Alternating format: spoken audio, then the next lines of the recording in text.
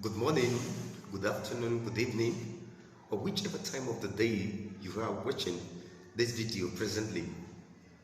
I am Makinde Peter Temitope, a semantics teacher in the English studies. Today, I want us to consider the use of two phrasal verbs in English language, which are buckle up and buckle down. Buckle up and buckle down. These two phrasal verbs actually, as we all know, they are phrasal verbs that contain a particle each. That is, the prepositions up and down in them. Now, when it comes to using these two phrasal verbs, there is no gainsaying the fact that among some set of people, these two phrasal verbs are being used wrongly. So, it is high time we started knowing the reality about using them appropriately. Alright, let us start from buckle up.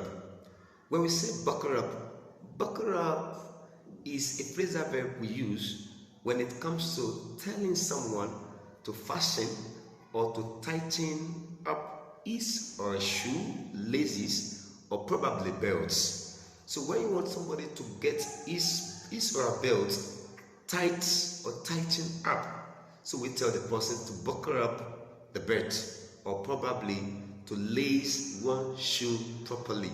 So you tell the person, buckle up your shoe. Then buckle down on the other end. It's a phrasal verb that many people don't even consider to be in existence. Of course, there is a phrasal verb we call buckle down. When we say buckle down actually means to tell someone to get serious or be hardworking in whatever he or she does in order to achieve a good result. For example, a teacher make the sentence, or let's say for instance, the teacher advised the student to buckle down in their studies to achieve a better performance in the coming examination. Let us consider that sentence very well. The teacher advised the students to buckle down in their studies in order for them to have a better performance in their coming examination.